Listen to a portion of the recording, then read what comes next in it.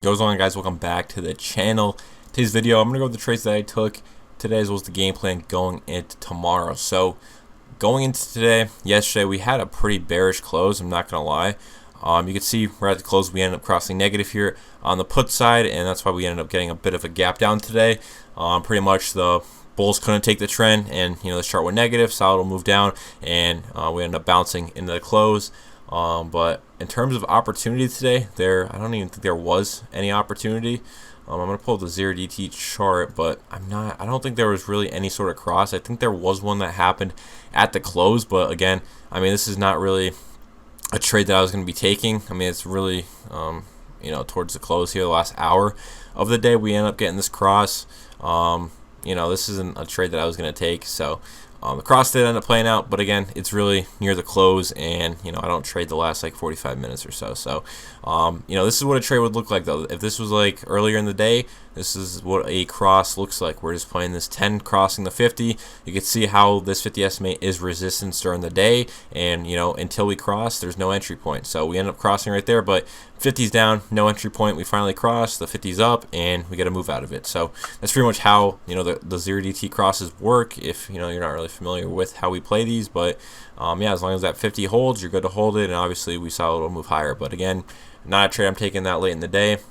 When it comes to SPY going into like tomorrow, I mean, we did close at a pretty key spot here, 30-minute 50. You guys know 30-minute 50, that's our major support here on the 30-minute, and we have to see a cross here for the bulls to take the trend. So 10 estimates got to cross the 50, with the 50 being level or curling up. Like I said back in here, we never got the curl or the like flatten out of the 50, so the market never flipped bullish, and we closed at a key spot today. And then when we look at the higher time frames, again, this 4-hour 50 is going to continue to be resistance until we actually end up crossing on it. So, with how aggressive that is sloped down, it is a pretty strong area. And also the 50 SMA ended up turning down a little bit on the daily. So again, the daily 50, 4-hour 50 are those really major spots that you got to watch out for on the higher time frames. But outlook on SPY tomorrow, just look for a cross on either side of the premium. I mean, if we see a move higher tomorrow and cross, then your focus will be on the call side. Look for a 0DT cross on calls, 50 dip on calls. If we reject the 50 here, we're most likely going to see a move lower, and at that point, you're going to be looking for a cross on the put side. So that's pretty much the game plan for SPY for tomorrow. When it comes to individual stocks, one that I do really like is Apple. I mean, this is a really, really good looking chart because of this daily chart here. So daily 50 SMA here, we end up pulling back on to it today, and we saw a bounce from it. Again, I've been telling you guys this Apple chart looks really good, and today we finally got that confirmation of the 30-minute crossing. Or no, we didn't get it yet. If we gap up tomorrow, this is going to cross, and probably see a decent move on Apple. I mean, 10 SMA is going above the 50. Only concern is this 4-hour chart isn't great. I mean, the 50 is pretty flat, so it's more likely to break than as if it was like sloped down. So if we do get this 30-minute cross tomorrow, it's not a bad trade to take, because of that higher time frame on the monthlies on the daily chart is crossed on the monthly contract. So if we get this 30-minute to cross, which it looks like it will unless we get a gap down, then this is a solid trade to take. We already rejected that 4-hour 50 once, I believe, so maybe we actually end up breaking above it this time. So 30-minute cross looks solid, because even if we do pop up into that 4-hour 50, the contracts probably move a decent amount. I mean, 278. If you could get a solid entry on this, I mean, tomorrow maybe get a dip around like $2 if there is some sort of gap down slightly, or do we just open a little bit green and the contract's getting eaten away? But 2 to like 280, that's like 40% at that point. You could go risk free because of that resistance point. But Apple is a good looking setup going into tomorrow. The only problem with like the swing aspect of this is that we have Nvidia earnings, I think, after hours tomorrow, or is it pre-market? I don't know. I'm not really sure. So that's kind of like the bad factor of it, because Nvidia could swing the market up or down, and that would take Apple with it most likely. So swinging it wouldn't be the best idea in the world. And like the best thing would be, okay, we see a move higher tomorrow on Apple, get a nice move from the cross, you trim a good portion, swing the rest into the next day, and if it does go red, then you're not killed because you already took some profits and limited your risk on that. But that's the only bad thing about the Apple swing. Ultimately, I do feel like we're gonna go higher, but who knows? When it comes to other stocks, Google, saw some people take this in the Discord. I didn't take it, but again, people are just playing this 50 SMA dip, which ended up getting stopped out of. So that didn't end up playing out. Intel still looks good on the higher time frames. I'm not gonna lie, this looks like a good swing. If we pull up the monthly contracts, don't think I have it. Oh yeah, they're right here. So monthly contracts on Intel ended up hitting this 50 right here. This is a good spot to actually buy. These ended up getting a nice bounce here in the close. So 0.93 all the way up to 108 at the moment, or 116, whatever that is. So Intel is a good looking chart to swing. I mean, monthly's cross, 50's up. Low risk on that trade if you did want to take it. Like I said, I've been going over Intel. It's a good chart for going higher. I did take a loss today on, or actually ETHA. I ended up, did I close this out today or was this yesterday? I think this was yesterday, I believe. Yeah, we ended up closing that yesterday for a loss. Like I said in yesterday's video, we also took, let me pull up the chart here. We took open and we took, let me pull up the weeklies. We did have open on the water, and yeah, open here. I've taken a loss on this. I bought this dip yesterday, got filled at 0.37, and today I actually ended up closing this pretty much right around break even. I think it was like 5% or a couple of percent loss on this move up in here because I just didn't like how aggressive this 10 SMA was, and since we couldn't continue above it, I just got out of it because I didn't like the look. And also, open is a bit of an overcrowded trade, so that's another reason I did want to just cut it at that point if it wasn't going to go higher. A lot of people are talking about it on Twitter. I did still take it because the charts did look good, but at this point, it definitely doesn't look the best. I know this is, like I said, really hyped up stock. Ended up getting this fat crossover here on Friday, which I missed. And I mean, look at that move. I mean, these contracts went from 0.20 to 0.84. It's a fat move, and that's why the system is great. You can catch these types of moves.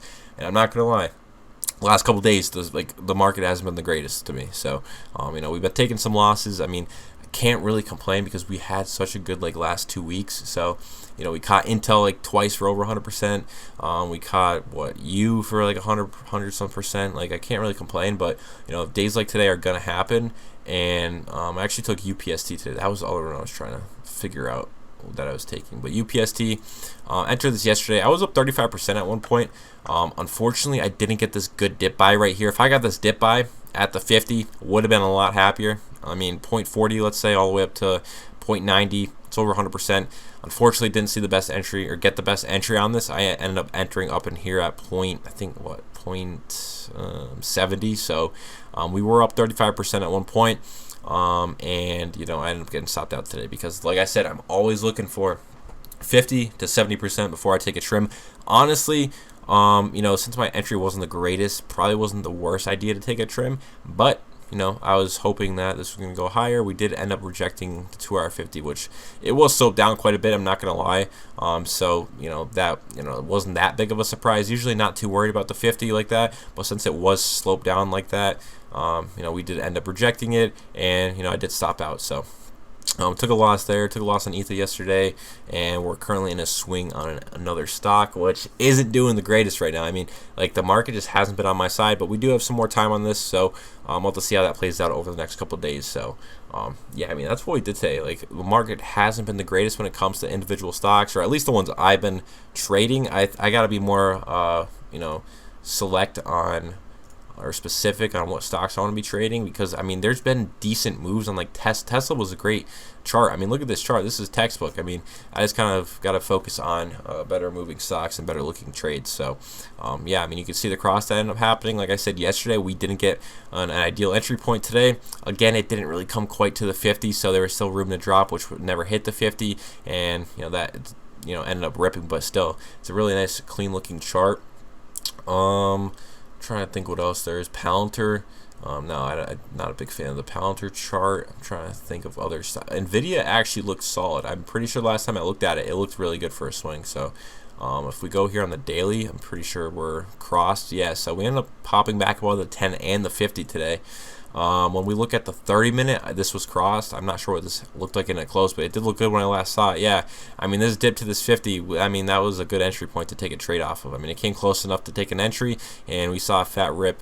That's like what, how much? 350 to 470, so that's 100. That's like 30-40% on that move. So that was a good entry point. Again, I'm just not seeing the right stocks at when we get these types of moves. I mean, I didn't even look at Nvidia until after it bounced. So it was a good looking setup. What do we have now? Google, no. Actually, there was a cross that happened. Yeah, like I said, people did take that in Discord. I stayed out of it. I'm not sure what else we have here on the watch list. Ether, I mean, this was something that I was watching though. I mean, it still looks pretty bullish. Like, I just like the timing of these trades are terrible for me because I played Ether twice and got stopped out. When we look at this higher time frame, this is such a bullish chart. I mean, 10 SMA cross above the 50, 50's crawling up. I mean, this looks really bullish, you know. So that was a reason that I was taking the Ether trade, but again, I got in a little too early. I got in up in here and this ended up pulling back to the 50, and we ended up getting a hard bounce from that 50 SMA. So Ether, it still looks really bullish. I'm not going to lie. If there's a 30-minute cross that happens, I'm 100% going to be taking it because higher time frames align, and there's no daily 50 SMA here, so there's really nothing to go off of on this chart. But, I mean, those are some of the trades that we took today and yesterday. I think we went over some. My outlook on SPY, again, yes, I have not been doing the greatest. I'm not gonna lie. Like we've taken a few losses today, or not today. Between today, yesterday, obviously not the best week in the world. I mean, yesterday we ended up swinging Intel, and that was up over 100%. So I mean, thankfully we had that trade, but you know we are stacking up some small losses, which you know I know we'll bounce back from. It's all about just the reps. Just I know as long as I continue to take the trades that I know are good setups, you know, we're going to end up bouncing back and, you know, seeing a good day ahead. So the baggers are going to be back 100%. You're going to see a 100% gainer from me in the next couple days. So I'll come back with you guys on that eventually during this week. I hope, if not next week, but yeah, that's pretty much all I got. If you guys enjoyed, drop a sub. If you guys want to learn, join Discord down below if you want to learn. So yeah, I'm out. Peace.